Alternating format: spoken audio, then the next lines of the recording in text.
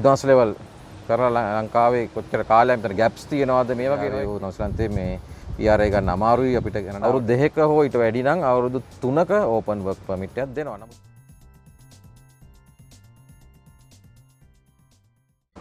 අයබෝවන් සුබ දවසක් වේවා හැම දිනකටම.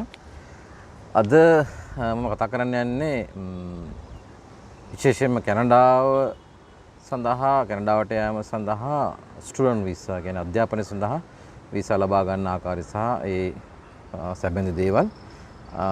ඇත්තෙන්ම මේ සියලුම තොරතුරු ඔබට ලබා ගන්න පුළුවන් කැනේඩියානු රජයේ වෙබ්සයිට් එක වෙබ් අඩවිය www.canada.ca කියන එකට ගියාම ඒක තුලින් ඉමිග්‍රේට් කියන මාතෘකාව යටතේ හොයාගන්න පුළුවන්. ඉතින් ඒ වගේම කැනඩාවේ මේ ස්ටුඩන්ට් විසා තරන්නේ මේ හැම වීසා ප්‍රෝග්‍රෑම් එකක් සඳහාම මේ පදනම සැකසලා තියෙන්නේ කැනඩාවේ ඉමිග්‍රේෂන් ඇන්ඩ් රෙෆියුජි ප්‍රොටෙක්ෂන් ඇක්ට් එක සහ ඒකේ රෙගියුලේෂන්ස් සහ ඊට අමතරව තවත් තියෙන ප්‍රොසෙසින් ගයිඩ්ලයින්ස් ආදිය තුලින්. ඉතින් මේක හරි සංකීර්ණ දෙයක්. මත පිටින් බලපුවාම බොහොම සරලයි. නමුත් සමහර අවස්ථාවල නොයෙකුත් සංකූලතා මතුවලා මේ අපේ අයදුම්කරුවන්ට සමහරලාට වීසා එක ලබා ගත්තා වුණත් මොකද වීසා එක ලබාගෙන කැනඩාවට ගමන් කරලා එයාපෝට් එකේදී සාමාන්‍යයෙන් අහන එතන තියෙනවා එක්සැමිනේෂන් එකක්. ඒකෙදී අහන යම් ප්‍රශ්න තියෙනවා. එතනින් පවා යම් සමහර අවස්ථාවල අපි දැකලා තියෙනවා අපේ සේවාදායකයන් නොවේ. මම එහෙම විස්තර මම පැහැදිලිවම දැකලා තියෙනවා. එයාපෝට් එකෙන් සමහරලාට ඩීපෝට් කරනවා. එහෙම නැත්නම් දවස් කීපයක් ඇතුළත කැනඩාවෙන් පිටත් එළියට යන්න කියලා කියනවා. මොකද යම් ආකාරයේ ඉමිග්‍රේෂන් වැරදි නීතියට පටහැනි ලෙස ඒ වීසා අයදුම්පත් නිකුත් කිරීම හෝ ඒ පාඨමාලා තෝරා ගැනීමේදී යම් කර තියෙන වැරදි ආදී නිසා මේ වගේ දේවල් වෙන්න පුළුවන්. ඉතින් ස්ටුඩන්ට් වීසා සම්බන්ධව කිය යුතු පළවෙනිම දේ තමයි මේකේ විශාල ඩිස්ක්‍රිෂන් එකක් තියෙනවා වීසා ඔෆිසර්ට. ඒ කියන්නේ අභිමතයක්. දැන් පර්මනන්ට් රෙසිඩන්ට් වීසා වගේ ප්‍රෝග්‍රෑම්ස් ස්පොන්සර්ෂිප් ඒ කියන්නේ තමන්ගේ පවුලේ කෙනෙක්ව තමන්ගේ බිරිඳ දරුවන් හරි ස්වාමි පුරුෂයා හරි ස්පොන්සර් කරනවා නම් ඒව හරි ටෙක්නිකල්. ඒ කියන්නේ ඒක එක්තරා ෆෝමියුලා එකකට ඒ වැඩ ටික කරපුවාම ඒක හරියට කරන්නත් ඕන එකත්. ඒ ෆෝමියුලා එක හරියට හදාගෙන තමන් ඒ ලකුණු මට්ටම් ආදිය විශේෂයෙන්ම PR සඳහා ඒ කටයුතු ටික හරියට කරගත්තොත් ඒක තියෙන අභිමතය වීසා ඔෆිසර්ට අඩුයි. නමුත් ශිෂ්‍ය අධ්‍යාපනය සඳහා ලබා දෙන වීසා සම්බන්ධයේදී ලොකු අභිමතයක් තියෙනවා. ඉතින් සමහරව ඇත්තටම අපි දැකලා තියෙනවා මේ කම්ප්ලේන් කරනවා මේ වීසා දෙන්න ඕනේ නැති වගේ අයටත් වීසා දීලා තියෙනවා විශේෂයෙන්ම කැනඩාවට. නමුත් මේ ඊටාම මේ පැහැදිලිව දෙන්න ඕන අයටත් දීලා නැහැ. ඉතින් නමුත් ඒකට හේතු තමයි මම කිව්වා ප්‍රොසෙසින් ගයිඩ්ලයින්ස් වගේ දේවල් අනුව වීසා ඔෆිසර්ස්ලා කටයුතු කරනවා. ඒගොල්ලන්ට ඒ වගේම විශාල අභිමතයක් තියෙනවා. ඒගොල්ලෝ මේ සම්පූර්ණ පික්චර් එක බලන්නේ. දැන් සමහර රටවල් වලට ස්ටුඩන්ට් කෙනෙක් විදිහට යනකොට ඒක හරි ටෙක්නිකල්. ඒ කියන්නේ මෙච්චර කාලයක් මෙච්චර මුදලක් වෙන්න පුවාම යන්න පුළුවන් වගේ ඒක හරි ටෙක්නිකල්. ඒක ස්ටෙප් ටික හරියට ටික් කළා නම් ඒ ටික හරියට කරගත්තා නම් යන්න පුළුවන්. නමුත් කැනඩාවේ තත්ත්වය ඊට වඩා වෙනස්. කැනඩාවට ස්ටුඩන්ට් වීසා ලබා ගන්න එක ටිකක් අමාරුයි අනිත් රටවල් එක සංසන්දනය කරලා බලද්දී. නමුත් ඇත්තම තත්ත්වය කරනවා නම් ස්ටුඩන්ට් වීසා එක ලබාගෙන කැනඩාවට ගියොත් එහෙදී ඉතින් දීර්ඝකාලීන අවුරුදු 4ක් 5ක් හුඟක් වෙලාට යනවා. ස්ථිරපදිංචි වීසා එක ලබා ගැනීමට තියෙන මාර්ගය ඉතාම වැඩි. මොකද අපි දකිනවා අපිට නිතරම මේ විමසීම් ලැබෙනවා විශේෂයෙන්ම ඕස්ට්‍රේලියාව සහ නිව්සීලන්තේ වගේ ගින් තියෙන ශිෂ්‍යයන්ගෙන් සමහරලාට ඒගොල්ලෝ මාස්ටර්ස් ප්‍රෝග්‍රෑම් පවා ඉවර කරලා අපිට මෙහි මේ ඕස්ට්‍රේලියාවේ නිව්සීලන්තේ මේ PR එක ගන්න අමාරුයි අපිට කැනඩාවට යන්න පුළුවන්ද කියන ඒ විමසීම් කරනවා. අපි එහෙම සමහරුන් එහෙම යවලක් තියෙනවා. ඉතින් ඒකට හේතුව වෙනත් රටවල දැන් ඉතාම අසීරුයි මේ ස්ථිරපදිංචි වීසා ලබා ගැනීම. නමුත් කැනඩාවේ තත්ත්වය යන්න අමාරුයි. ගියොත් ලබා ගන්න පුළුවන් අවස්ථා තියෙනවා. නමුත් යන කාලය ඉතාම අධිකයි. අධිකයි කියන්නේ කොයි රටකට ගියත් එහෙම තමයි. අවුරුදු 4ක් 5ක් වගේ අතර කාලයක් යනවා සාමාන්‍යයෙන් ඇවරේජ් ස්ටුඩන්ට් කෙනෙකුට මේ තත්ත්වය කියන්නේ පර්මනන්ට් රෙසිඩන්ට් වීසා එක ලබා ගන්න. ඉතින් මේකදී මම කිව්වා වගේ මේකේ බිග් පික්චර් එක තමයි වීසා ඔෆිසර් බලන්නේ මේ වීසා අයදුම්පතේදී. මේ බිග් පික්චර් එක මේ පසුතල සම්පූර්ණ චිත්‍රය බලනවා මේ ශිෂ්‍ය අයදුම්කරුවක සම්බන්ධව මේකෙදී ප්‍රධානම කාරණා දෙකක් තමයි මේ සඳහා මුදල් සපයන වියදම් කරන විශේෂයෙන්ම දෙමාපියන් නම් ඒ දෙමාපියන්ගේ ෆයිනෑන්ෂල් බෑග්ග්‍රවුන්ඩ් ඒගොල්ලන්ගේ මුදල් ඒ කියන්නේ මූල්‍යමය ශක්තිය ඊට අමතරව මේ ශිෂ්‍යයා මේ ඇත්ත මේ කතාව ඇත්තද මේක ක්‍රෙඩිබල් කතාවක්ද මේක ප්ලෝසිබල්ද මෙයා ජෙනුයින් ස්ටුඩන්ට් කෙනෙක්ද කියන එකත් බලනවා. ඉතින් මේ ගැන තව විස්තර කියනවා නම් දැන් අපි බලමු සාමාන්‍යයෙන් හුඟක් වෙලාට මම සාමාන්‍යයක් විදිහට ගත්තොත් අවම මේ කෝස් ෆී එක තමයි අවුරුද්දකට හුඟක් වෙලාට ඩොලර් කැනඩියන් ඩොලර් 14000 ගණක් හව සමහර හුඟක් වෙලාට 15000ක් විතර වගේ කියමුකෝ.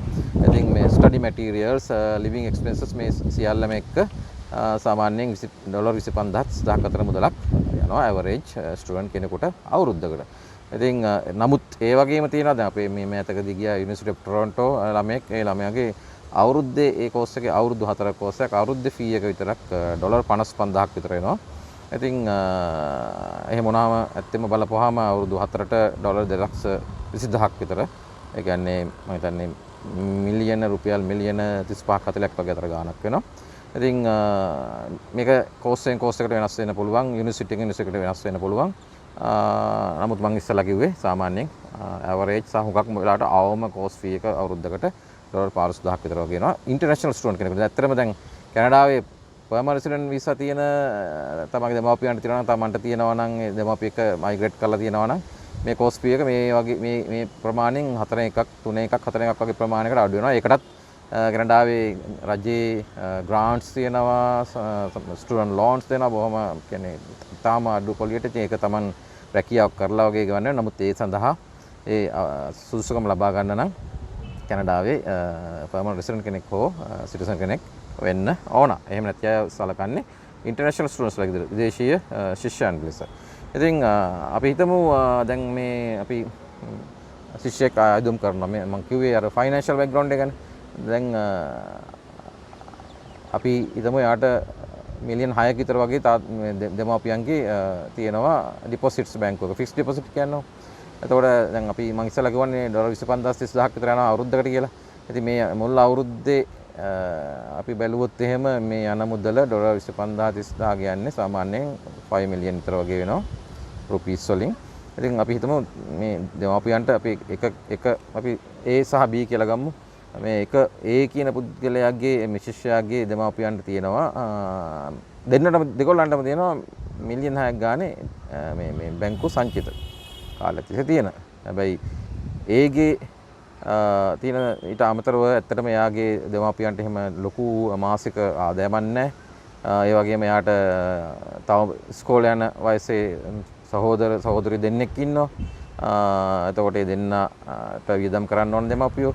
එතකොට දෙමාපියන්ට ස්ථිර ලොකු ආදායම් නැහැ. අනිත් B කියන ශිෂ්‍යයාගේ එයාගේ තියෙන්නේ දෙමාපියන්ට 6 මිලියන් තමයි ඩිපොසිට්ස්. නමුත් එයාගේ එක සහෝදරයා ඉන්නේ එයා දැනට විවාහ වෙලා එයා ඉංජිනේර කෙනෙක්.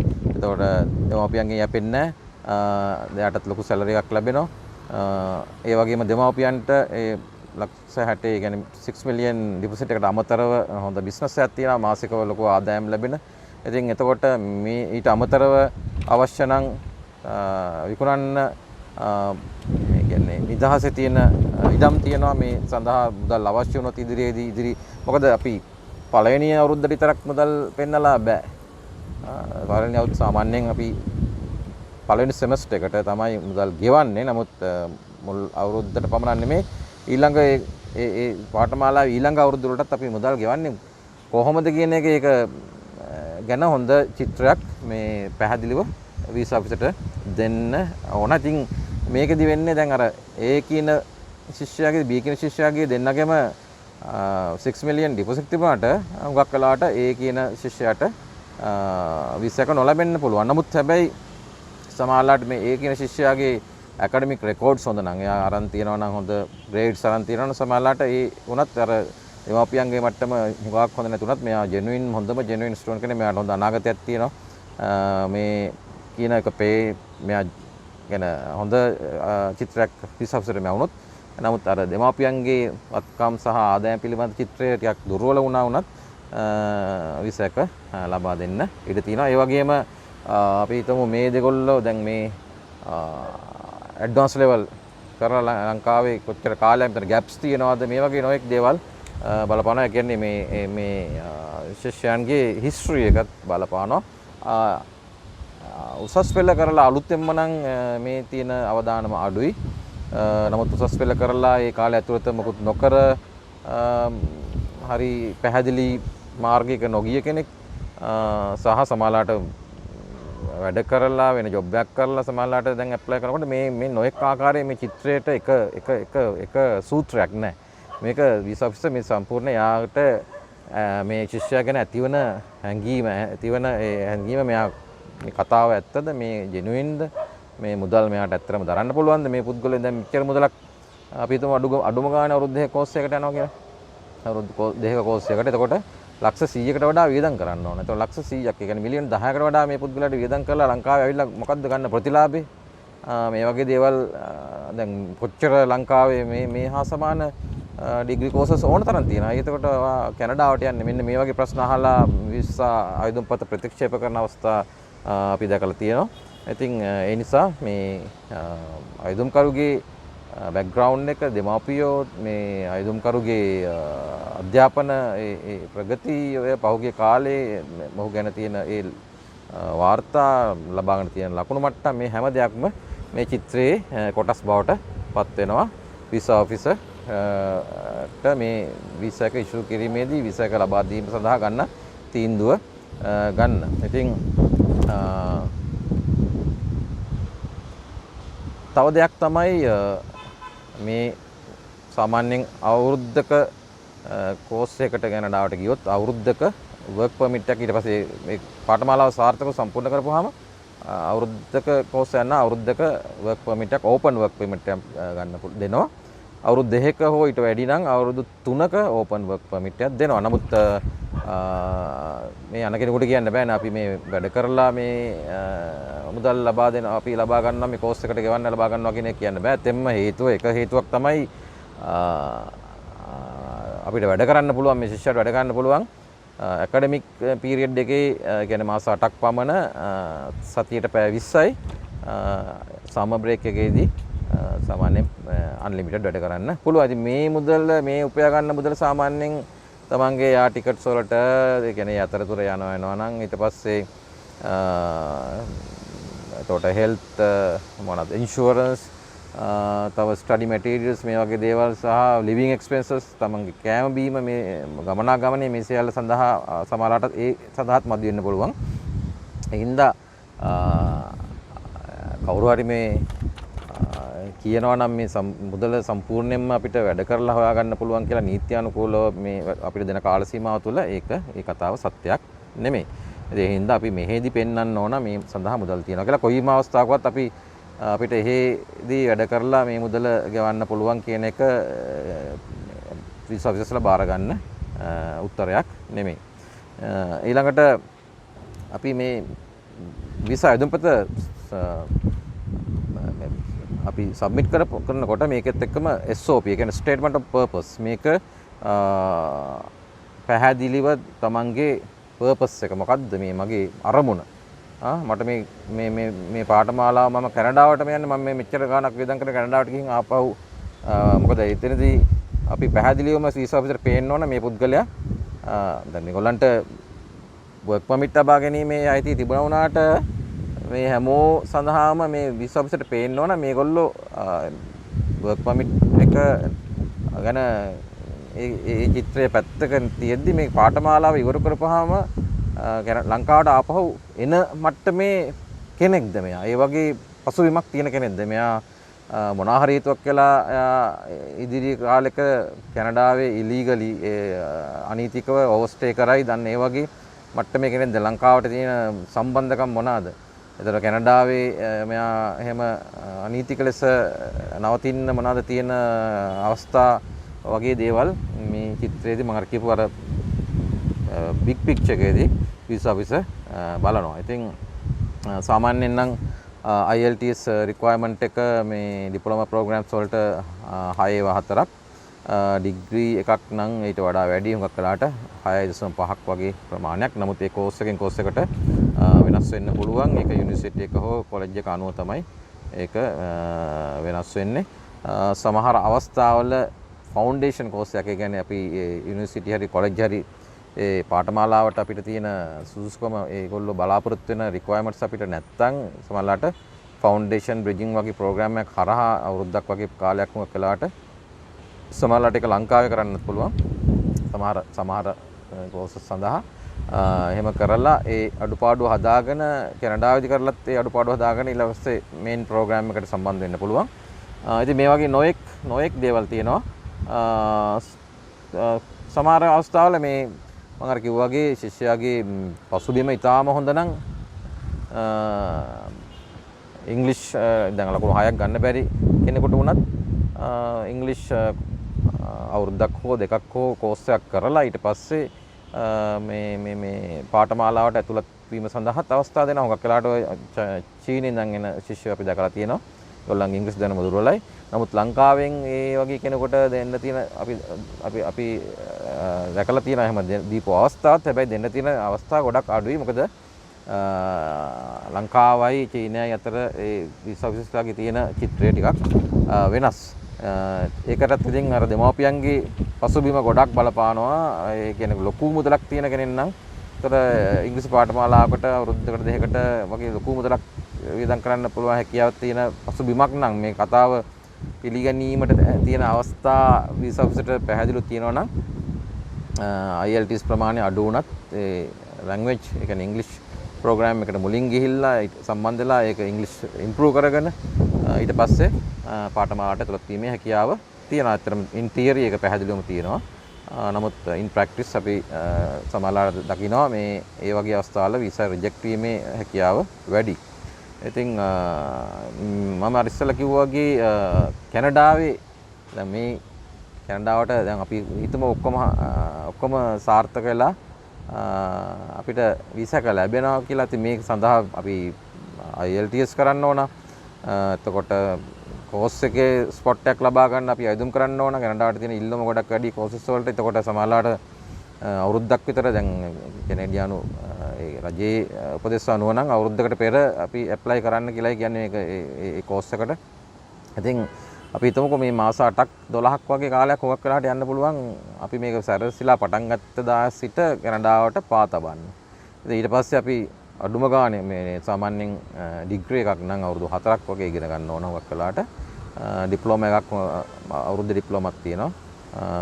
අවුරුදු 2 ඩිප්ලෝමාක් තියෙනවා. ඉතින් 3 ඒවත් තියෙනවා. ඉතින් ඒ අනුව අවුරුදු 2ක් සාමාන්‍ය අපි හිතමු ඇවරේජ් ඩිප්ලෝමා එකක් හුඟක් වෙලාට අවුරුදු 2 ඩිප්ලෝමා එක කළත් එතකොට අපි යන්න අවුරුද්දක් හා සමාන කාලයක් යනවා. තව අවුරුදු 2ක් ඉගෙන ගන්න ඕන. ඊට අමතරව ශිෂ්‍යයෙකුට රැකියා පළපුරුද්දක් නැත්තම් මම කියන්නේ දැන් එයා දැන් අර ඕපන් වර්ක් පර්මිට් එක ලැබුණාම අවුරුදු 3ේදී එයාට පර්මනන්ට් විසා එක ලබා ගන්න අවශ්‍යතාවයක් අපි ඇති වුණොත් මේ රටට යන ඉද්දී මට දිගටම ඉන්න ඕන කියලා අපිට හේතුවිල්ලක් ආවොත් අපි අර අවුරුදු 3 ඇතුළත අවුරුද්දක් ස්කිල් ලෙවල් ජොබ් එකක වැඩ කරන්න ඕන. නිකන් ක්ලීනින් වගේ ජොබ් එකක් නෙමෙයි. එහෙම වැඩ කරපුවාම කැනේඩියන් එක්ස්පීරියන්ස් ක්ලාස් කියන ප්‍රෝග්‍රෑම් එක යටතේ ඇප්ලයි කිරීමේ හැකියාව ලැබෙනවා. නමුත් මේකත් ෆෝමියුලා එකක් අනුව තමයි තීරණය වෙන්නේ. මේක සමහර ප්‍රොවින්සස් වල අමාරුයි. සමහරලාට අපිට IELTS listening aid අනිත් තුනට 7 වගේ තියෙනවා. සමහර අවස්ථාවල සමහර ප්‍රොවින්සස් වල එච්චර අමාරු නෑ. විශේෂයෙන්ම එච්චරම පොපියුලර් නැති ප්‍රොවින්සස් වල. ඉතින් නමුත් මේවත් කාලෙන් කාලට වෙනස් වෙනවා. ඉතින් මේ ඔක්කොම කරලා අපි ඒවා සාර්ථක වෙලා අපිට කැනඩියන් එක්ස්පීරියන්ස් ක්ලාස් එක හරහා වීසා එක ලබා ගන්න ඇත්තටම මම ඉස්සෙල්ලා කිව්වා වගේ යන්න මාස 8ක් 12ක් යනවා. ගිහිල්ලා අපි අඩුම ගානේ අවුරුදු 2ක් ඉගෙන ගත්තත් ඩිග්‍රී යන අවුරුදු 4ක් අවුරුදු 2ක් කියමුකෝ අපි අවුරුදු 2යි. එතකොට අවුරුදු 3ක් විතර ගිහිල්ලා තවත් අවුරුද්දක් අපිට පාඨමාලා ඉවර කරපු ගමන් අපිට අවශ්‍ය ස්කිල් ලෙවල් එකේ ජොබ් එකක් ලබා ගන්නත් බෑ. එතකොට අපි හිතමු යන්න අවුරුද්දක් විතර ගියා.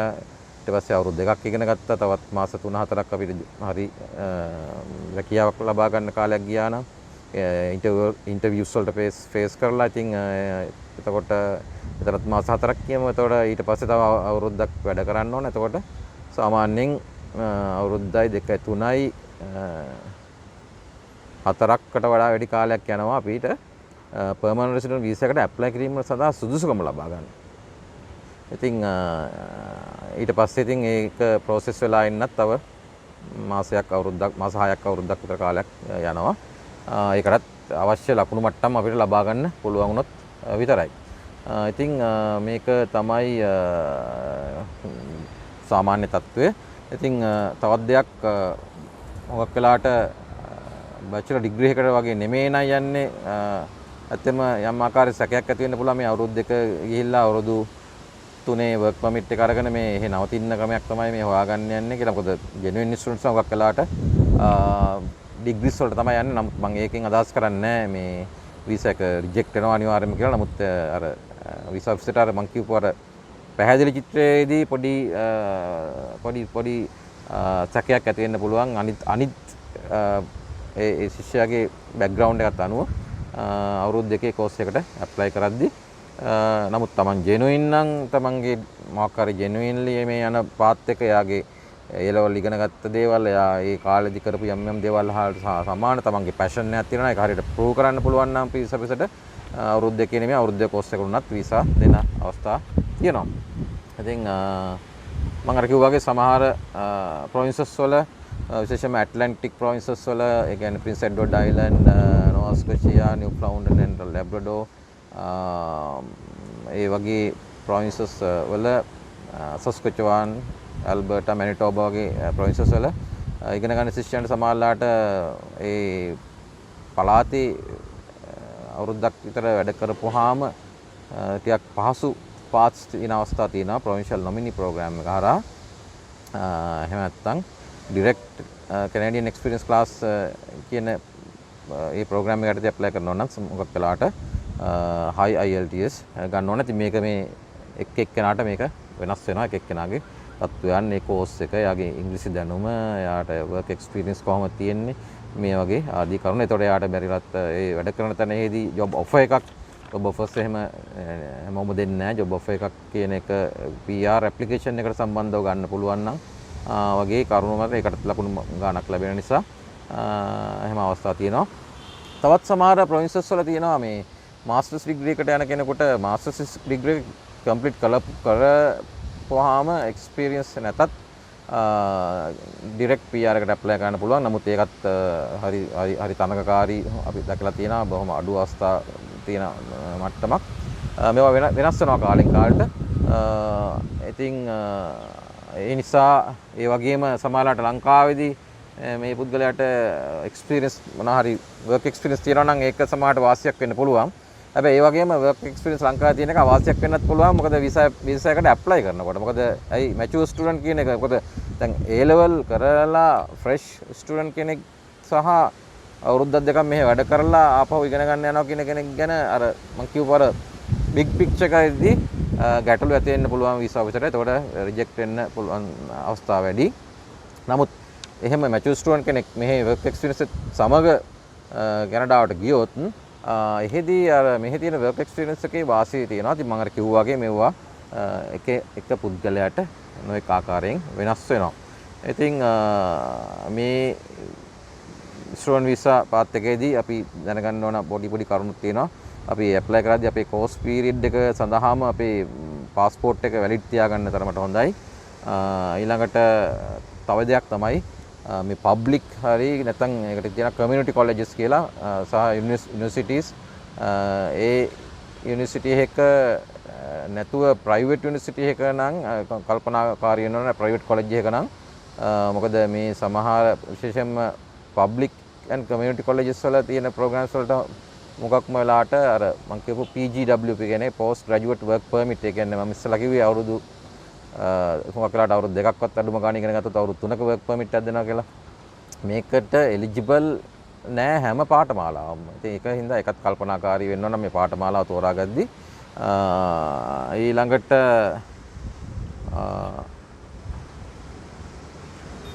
තව දෙයක් තමයි අපිට මම අර ඉස්සලා කිව්වා වගේ වර්ක් කිරීමේ ඉගෙන ගන්න කාලය ඇතුළත වර්ක් කිරීමේ හැකියාව ලැබෙනවා. නමුත් මම අර කියපු කැනේඩියන් එක්ස්පීරියන්ස් ක්ලාස් ප්‍රෝග්‍රෑම් එකට මේ ඉගෙන ගන්න කාලයේදී ලබා ගන්න වර්ක් එක්ස්පීරියන්ස් පාවිච්චි කරන්න බෑ ඒකට ඒ Canadian Experience Class ඒ ප්‍රෝග්‍රෑම් එකට ලකුණු ලබා ගැනීමේදී අද පෝස්ට් ග්‍රැජුවේට් වර්ක් පර්මිට් එක කාලය තුල ලබාගත් ස්කිල් වර්ක් වලට විතරයි Canadian Experience Class එකේදී ලකුණු ලබා ගන්න පුළුවන්. නමුත් මම අර කිව්වා වගේ සමහර ප්‍රොවින්සස් වල වෙන වෙන ක්‍රමවේද තියෙන්න පුළුවන්. ඒවා කාලෙන් කාලට වෙනස් වෙනවා. තව දෙයක් තමයි අපි මේ ඉගෙන ගන්න කාලෙදී ජොබ් කරන්න ගියොත් අපි අපේ ග්‍රේඩ්ස් අඩු වෙනවා. මොකද කැනඩාවේ ඉගෙන ගන්න එක හරි තරඟකාරී, තාම වැඩ අධිකයි, assignments, projects මේ වගේ දේවල් ගොඩක් තියෙනවා. ඉතින් අපේ එතනදී වෙන දෙයක් තමයි අපි රස්සා කරන්න වැඩි කාලයක් යොමු කරොත් අනිත් එක මෙහෙමනේ ලංකාව වගේ නෙමෙයි. අපිට අපි මොකක් වෙලාවට අපි මේ කෑම උයා ගන්න ඕන, අපි පිරිසිදු කර ගන්න ඕන, අපි සමහරලාට යුනිවර්සිටි එක ළඟ ඉන්න බෑ, සෑහෙන දුරක් අපි පබ්ලික් ට්‍රාන්ස්පෝර්ට් එකේ යන්න ඕන. එතකොට මෙහෙම ගියාම මේ ඉගෙන ගන්න තියෙන කාලය වැඩි. මේ කාලෙත් අපි රැකියාවක් කරන්න ගියොත් එහෙම අපිට මේ තියෙන අනිත් බාහිර කටයුතු මේ කෝස් එකට අදාළව කරගැනීමේ කාල සීමාව අඩුයි. කාලය අඩු වෙනකොට අපේ අවසාන ග්‍රේඩ් එක අඩු වුණාම අපි කවදා හරි ජොබ් එකකට ඉල්ලන්න යනකොට, ඉන්ටර්විව් එකට යනකොට අපි ලබාගෙන තියෙන ග්‍රේඩ්ස් වල ක්වොලිටි අඩු වුණාම අපිට අන්න එතනදී ප්‍රශ්නයක් වෙනවා.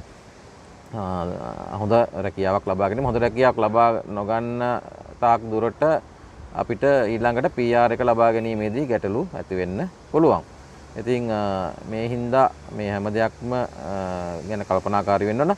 ක්විබෙක් කියන පළාතට වෙනම තියෙන ප්‍රෝග්‍රෑම් එකක් තියෙන්නේ ස්ටුඩන්ට් විසා වුණත් අපි මේ කතා කරන හැම දෙයක්ම අදාළ වෙන්නේ ක්විබෙක් පළාතට අමතර අනිත් පළාත් වලට. ඉතින් තවත් සමහරු අහන දේවල් තමයි මේ A level කම්ප්ලීට් කරපු නැති අයට, ඒ කියන්නේ අවුරුදු 18 වඩා අඩු ළමින්ට ඉගෙන ගන්න යන්න එහෙම යන්න අවස්ථාවක් තියෙනවා. දෙමාපියන්ගේ ෆයිනෑන්ෂල් බෑග්ග්‍රවුන්ඩ් එක ඉතාම ප්‍රබල නම් එහෙම වුණාම හුඟක් වෙලාවට එහෙ ඉන්න කෙනෙක්ව ගාඩියන් කෙනෙක් විදිහට තමන්ගේ පවුලේ කෙනෙක් හෝ යාළුවෙක් හෝ ගාඩියන් කෙනෙක් විදිහට පත් කිරීමේ හැකියාවක් තියෙනවා. එහෙම නැත්නම් තමන්ගේ මෙහි ලංකාවේ ඉන්න දෙමාපියන්ගෙන් කෙනෙකුටවත් ගාඩියන් කෙනෙක් විදිහට යන්න පුළුවන්. සාමාන්‍යයෙන් ගාඩියන් කෙනෙකුට කැනඩාවේ වර්ක් රයිට්ස් හරි ස්ටුඩන්ට් රයිට්ස් නැහැ. එයා ඇත්තටම අර දරුවා එක්ක ඉඳීමට තමයි ඒ ගාඩියන් සම්බන්ධව වීසා එක ලබා දෙන්නේ. ඉතින් අනිත් එක තමයි මම අර ඉස්සලත් මේක යම් ආකාරයක කිව්වා, මැචුවර් ස්ටුඩන්ට්ස්ලට තමන්ගේ ඇප්ලිකේෂන් එකේ භාරය ඉතාම වැඩි. ඒ කියන්නේ තමන් මේක ජෙනුයින්ද මේ යන ගමන මොකද අපිට කියන්න බෑ, අපි මේ කියන්න බැරිකමකුත් නෑ. නමුත් මේකේ දෙපැත්තක් තියෙනවා. ඩුවල් ඉන්ටෙන්ට් කියලා තියෙනවා නීතිමය තත්ත්වයක්. ඒකෙදි අපිට කියන්න ඕන නම් පුළුවන්, මම මගේ අදහසක් තියෙනවා කොමර්ෂල් වීසා එක ලබා ගන්න මේකෙන් පස්සේ. එහෙම නැත්තම් එහෙම සමහරුන්ගේ එහෙම අදහසක් නැති වෙන්නත් පුළුවන්. එතකොට මේ කොයි තත්ත්වයේ තුල වුණත් ඒ ඩුවල් ඉන්ටෙන්ට් එක කියන්නේ අපි කියමුකෝ අපි ඩික්ලෙයාර් කරනවා මම මේ කෝස් එකෙන් පස්සේ මට PR එකට ඇප්ලයි කරන්න තමයි මම යන්නේ. එතකොට ඒ කිව්වා වුණත් වීසා ඔෆිසර්ට තහවුරු වෙන්න ඕන මේ පුද්ගලයාට බැරිලත් ඒ දේ කරගන්න බැරි වුණොත්, බැරිලත් අපි හිතමුකෝ පෝස්ට් ග්‍රැජුවේට් වර්ක් පර්මිට් එක ලබා ගන්න බැරි වුණා හරි මොකක් හරි වුණොත් මෙයා ඒ ඉගෙන ගැනීමෙන් පස්සේ ආපහු ලංකාවට එන මට්ටමේ කෙනෙක්ද? අන්න ඒ තහවුරුව තියෙන්න ඕන. මෙයා මේක ඉවර කරපුවාම යම් ඒකින් එයාට PR එක ලබා ගන්න බැරි වුණොත් අපි ඒ කියන්නේ මේ ඇප්ලිකේෂන් එකේදී කවුරු හරි ඩික්ලෙයාර් කරොත් නෑ මගේ අදහසක් තියෙනවා PR එක ලබා ගන්න.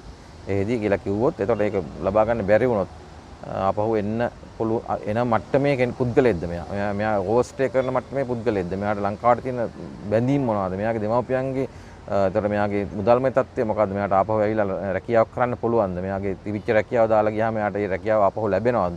ඉතින් මේ වගේ තත්ත්වයන් වෙන්න පුළුවන්. ඉතින් හුඟක් වෙලාවට අපි දකින ස්ටුඩන්ට්ස්ලා එහෙම ආයේ නෙමෙයි. ඒගොල්ලෝ කියන්නේ ජෙනුයින් ස්ටුඩන්ට් කියන එක වීසා ඔෆිසර් නියමාකාරයෙන් දකින්නේ. ඒගොල්ලෝ ඉතාම පහසුම සහ හොඳම ස්ටුඩන්ට් තමයි ඒගොල්ලෝ වීසා එක පහසුවෙන්ම ලබා දෙන්න ආකාරයේ ප්‍රොෆයිල් එක තමයි ජෙනුයින්ලි මේ ස්ටඩි කරලා ලංකාවට ඇවිල්ලා මේ ඉගෙනගත්ත මේ වියදම් කරපු සහ මේ කාලය සහ ඒ දැනුම විශේෂිතව ලංකාවේ පාවිච්චි කරලා ඊට වඩා ලංකාවේ ඉගෙනගෙන කරනවට වඩා ලොකු දෙයක් අපි ලංකාවේ කරන්න පුළුවන් කියන පදනම පේන්න ඕන වීසා ඔෆිසර්ට මේ ක්‍රියාවලියේදී. එතකොට ස්ටුඩන්ට් වීසා එකක් රිජෙක්ට් කළොත් ඇත්තෙන්ම ක්‍රමවේද දෙකයි තියෙන්නේ. ඇත්තටම రీ ඇප්ලිකේෂන්, ඒ කියන්නේ නැවතත් අපි මේ මොනවා හරි කියන වැරදි මොනවාද අඩුපාඩු කියලා බලලා නැවත ඇප්ලිකේෂන් එක සබ්මිට් කරන්න තමයි විශේෂයෙන්ම පහසුම ක්‍රමය.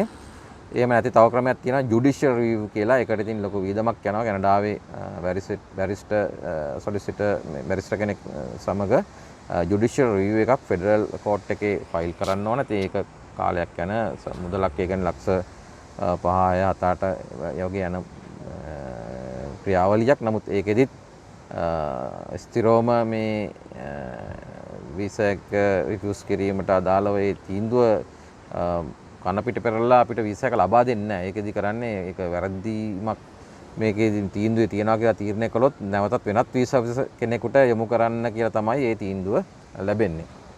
එතකොට මේක තමයි ඉතින් තත්ත්වය ස්ටුඩන්ට් වීසා වල. මම අර කිව්වා වගේ අවුරුදු 4ක් 5ක් අතර කාලයක් යනවා සාමාන්‍ය ශිෂ්‍යයෙකුට ඒ පුද්ගලයා එහි PR එක ලබා ගන්න යනවා අදහස තියෙනවා නම්. නමුත් මම මීට පෙර වීඩියෝ එකත් කිව්වා වගේ ඊට වඩා පහසු ඉතාම ලාභදායී ක්‍රමයක් තියෙනවා ලංකාවේ ඉඳන්. අපි දැකලා තියෙනවා අපේ උපදෙස් අනුව කරන ශිෂ්‍යයෝ ඉන්නවා. ඒ ලංකාවේදී බැචලර් ඩිග්‍රී එකක් හරි 3 year ඩිප්ලෝමා එකක් සමග ෆ්‍රෙන්ච් B2, ඒ කියන්නේ B2 level එක සාමාන්‍යයෙන් 6 each IELTS level එක වගේ CLB7 මේ සඳහාත් අවුරුදු 1.5ක ප්‍රෝග්‍රෑම් එකක් තියෙනවා ඔන්ලයින්. සතියකට පැය 3ක් ටියුටර් කෙනෙක් එක්ක ඔන්ලයින් ඉගෙන ගන්න ඕන. පැය 4ක් අඩුම ගානේ self studies කරන්න ඕන. අවුරුදු 1.5ක් කළොත් B2 level එක ලබා ගත්තොත් මාස්ටර්ස් ඩිග්‍රී එකකුත් නැතුව බැචලර් ඩිග්‍රිය හෝ 3 year ඩිප්ලෝමා එක තුලින් ඒ වගේම IELTS වලටත් listening 8 අනිත් තුනට 7 ගත්තොත් ඉතාම අඩු වියදමකින් අපි මං කිව්ව ඉස්සෙල්ලා වගේ අවුරුදු 2ක කෝස් එකකට ගියත් අපි ලක්ෂ 100කට වැඩි මුදලක් මේ සඳහා කැප කරන්න වෙනවා. එතකොට නමුත් මේ මං කියන ක්‍රමවේදය තුල ලක්ෂ 5ක් 10ක් යන්නේ නැති ඉතාම අඩු මුදලකින් ප්‍රංශ භාෂාවත් ඉගෙනගෙන බැචලර් ඩිග්‍රී එකක් ගන්න ගොත් අපි හිතමු ප්‍රයිවට් කොලෙජ් එකක් කරා කළොත් සමහරට ලක්ෂ 4ක් 5ක් යන්න පුළුවන්. ඒ සියල්ලම එකතු වුණත් ලක්ෂ 10ට වඩා අඩු මුදලකින් මේක කරගෙන පර්මනන්ට් රෙසිඩන්ට් වීසා එක සමගම යෑමේ හැකියාව තියෙනවා. නමුත් මේකත් මම කිව්වා වගේ හරියට බෑග්ග්‍රවුන්ඩ් එක බලන්න ඕන. මේක සම්පූර්ණ මේ අවශ්‍යතාව සම්පූර්ණ සපුරන්න ඕන. බොහොම කෙටියෙන් කියනවා නම් අඩුම ගානේ අවුරුද්දක work experience තියෙනවා skill level. ඒ වෙන මේ අපි apply කරනකොට French B2 level එක ළඟා කරගෙන තියෙනවා. ඒකට අවුරුදු 1.5ක් විතර යනවා. අඩුම ගානේ ඒ කියන්නේ zero knowledge එකක් තියෙන කෙනෙක් පටන් ගත්තොත් ඊට අමතරව අවුරුදු 3 ඩිප්ලෝමා එකක් හෝ ඩිග්‍රී එකක් වගේ ඒ වගේ දෙයක් තියෙනවා නම් මාස්ටර්ස් එකක් තියෙනවා නම් තව වඩාත් හොඳයි. ඉතින් මේ ඇත්තෙන්ම A level කරපු ශිෂ්‍යයෙකුට ලංකාවේ ඉඳලම මේ සියල්ලම කරගන්න පුළුවන් අවුරුදු 3ක් පමණ කාලයක් ඇතුළත 3.5ක් වගේ ඇතුළත ඒ කරලා පර්මනන්ට් රෙසිඩන්ට් වීසා එක අරගෙනම යන්න පුළුවන් අවුරුදු 4ක් වගේ කාලයක් ඇතුළත හරියට කරගත්තොත් මේ දේ වියදම ඉතාම අඩුයි. අපි අර කිව්වාගේ කැනඩාවට ස්ටුඩන්ට් කෙනෙක් විදිහට යන වියදම වගේ ගිහිලා කරන වියදම සහ විඳින දුක ලොකු මම කිව්වා වගේ දුක විඳින්න ඕන. මොකද තමන් කෑම උයා ගන්න ඕන, තමන්ගේ කටයුතු ක්ලීනින්, තමන්ගේ ගෙදර දොර මේ සියල්ල තමන් කරගන්න ඕන. ඉතින් මේවා තමන්ගේ හෙල්ත් ඉන්ෂුරන්ස් වල ගෙවන්න ඕන, ස්ටඩි මැටීරියල්ස් මේ සඳහා ලොකු වියදමක් යනවා. නමුත් ලංකාවේදී නම් ඒ හුඟක් වෙලාට ඒ දේවල් අපේ දෙමාපියෝ කරලා දෙන හින්දා තමන්ගේ කාලය ඉතුරු වෙනවා. ඉතින් මේ සියල්ල කරගත්තොත් අඩු වියදමකින් කැනඩාවට ඒ ක්‍රමයෙන් යන්න පුළුවන්. ඒ වගේම සමහරලාට යම් කෙනෙක්ගේ ස්ටුඩන්ට් වීසා ඇප්ලිකේෂන් එක රිජෙක්ට් වුණත් මම ඔය කියපු අනිත් ක්‍රමය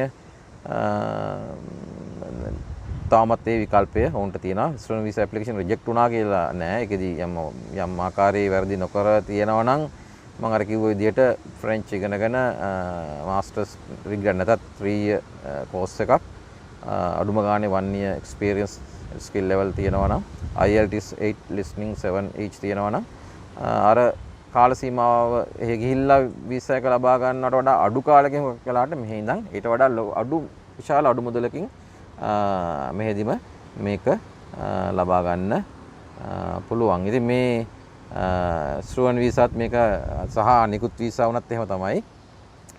මේක හරියට අර විනීත රියදුරු සහ අවිනීත රියදුරු වගේ කතාවක්. දැන් අවිනීත රියදුරු සමහරලාට කොච්චර පාරේ මේ අර තියෙන පාරගෙන ගියාද හයි ස්පීඩ් ගියාට සමහරලාට මේ පොලිසිය දැක්කේ නැත්නම් එයා බේරලා එයා යනවා අපුවට. හැබැයි කොච්චර ලෙස විනීත ලෙස ගියත් සමහරලාට එක පාරයි වැරදිලා හරි අර මේ ඉර කපන්න ඕනේ. ඒ වෙලාවේ පොලිසියෙන් හිටියොත් එහෙම එයාව අහුවෙලා එයාට දඩ හරි වෙනත් ආකාරයේ දඬුවම් වලට විඳින්න ඒ වගේ දෙයක් තමයි මේ විසා ඇප්ලිකේෂන් එකත් සමහරලාට ඔය මොකුත් ප්‍රශ්න නැතුව වැරදි තුලින් ඇප්ලයි කළත් ලැබෙන අවස්ථා තියෙනවා. සමහරලාට පොඩි සුළු වැරද්දකින් සියල්ලම නැතු වෙන්න පුළුවන්. මේක ස්ටුඩන්ට් වීසා සඳහා පමණක් නෙමෙයි ඕනම වීසා එකක් සඳහාත් අදාළයි. තවත් දෙයක් කියන්න ඕන මේ සඳහා මේ third party මේ lawyer consultant කෙනෙක්ගේ අවශ්‍යතාවයක් නැහැ. Tamanටම apply කරන්න පුළුවන්. මේ සඳහා සියලුම විස්තර ඇත්තෙන්ම ගැනඩියානු රජයේ වෙබ්සයිට් එකේ තියෙනවා. අද ගොඩක් පුලන් තිය දැනක මම ඉන්නේ. ඉතින් ඒ සියල්ල බලන්න Tamanටම කරන්න පුළුවන්. මේකෙදිත් කල්පනාකාරීව කරන්න ඕන. ඉතින් මේකත් අර සමහරලාට අපි දැකලා තියෙනවානේ මේ එකම ක්‍රිකට් මැච් එකේ සංගක්කාර බින්දුවට අවුට් වෙනකොට මුරලි සික්සර්ස් ගහනවා. ඒ වගේ ඉතින් සමහරලාට කිසිම එක්ස්පර්ටිස් එකක් නැතුව කිසිම එහෙම විශේෂඥ දැනුමක් නැති වුණත් වීසා එක ලැබෙන අවස්ථා තියෙනවා. සමහරලාට කොච්චර විශේෂඥ දැනුම තිබුණත් සමහරලාට පොලිස් උළු වැරද්දක් කෙරුවත් වීසා එක නැතු වෙන්න පුළුවන්. ඉතින් සෙනෙත් ඉමිග්‍රේෂන් ආයතනයෙන් මේ අපේගේ මේ සේවා සම්බන්ධ විස්තර ලබා ගන්න ඕන. කරුණාකරලා අපිට දුරකථන ඇමතුම් ලබා දෙන්න එපා. තාම බහුල ලෙස දුරකථන ඇමතුම් අපිට 100 ගාණක් දවසකට එනවා. සමහර දවස්වල 1000කට වඩා වැඩි. ඒ හින්දා අපි දුරකථන ඇමතුම් ලබා ගන්න නැහැ. ඔබට කරන්න පුළුවන් අපේගේ Facebook සෙනෙත් ඉමිග්‍රේෂන් Facebook එකට ගිහිල්ලා ඔබගේ අවශ්‍යතාවය ඒකේ අපිට දාන්න පුළුවන්. ඊමේල් ඇඩ්‍රස් එකත් සමග. එතකොට දවස් 3ක් වගේ working days 3ක් ඇතුළත අපි උත්තරයක් එවන්න උපරිම උත්සාහ කරනවා. මොකද අවුරුදු 21ක අපේ පළපුරුද්ද සහ මේ කීර්ති නාමයත් සමග අපිට ලැබෙන මේ විමසීම් ඉතාම අධිකයි. මම කනගාටු වෙනවා අපිට මේ ශනිකව මේ සඳහා උත්තර දෙන්න බෑ. ඒ වගේම අපි බොහොම සිලෙක්ටිව්ලි තමයි අපි ක්ලයන්ට්ස් ආ තෝරගන්නේ. අපගේ ඒ කියන්නේ ශිෂ්‍යයෙක් විදිහට යන්න උනත් අපි තාම පරීක්ෂා කරලා තමයි බාරගන්නේ. නමුත් කැනඩාවට යන්න බැරුණොත් අපි වෙනත් ඒ සඳහා කැනඩාවට අපිට කැනඩාවට ස්ටුඩන්ට් වීසා ඇප්ලිකේෂන් එක සඳහා ඒ ශිෂ්‍යව බාර ගන්න බෑ කියලා තීරණය කළත් අපිට වෙන විකල්ප දෙන්න පුළුවන් වෙනත් රටවල් සඳහා ඒ අවස්ථාව තියෙනවා. එහෙම නැත්නම් ඊට අමතරව අපගේ තියෙන PR ප්‍රෝග්‍රෑම් PNP බොහොම සිලෙක්ටිව්ලි කරනවා. ඒ සම්බන්ධවත් විශේෂයෙන් මම ළඟදීම තවත් වීඩියෝ එකක් කරනවා.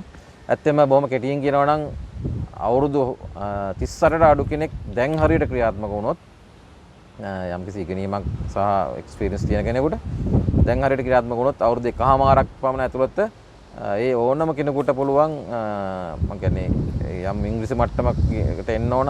විශේෂයෙන්ම IELTS 8 listening 7 each other 3 bands සහ මාස්ටර්ස් ඩිග්‍රී එක හුඟක් වෙලාට වයස වැඩි අයට මේක තියෙනවා නම් work experience අවුරුදු 3ක් තියෙනවා නම් අවුරුදු 40 දී apply කළත් ගන්න පුළුවන් අවස්ථා තියෙනවා. ඒ හින්දා ඒ සම්බන්ධ විස්තර අපගේ වෙබ්සයිට් එකේ තියෙනවා www.senithimmigration.ca.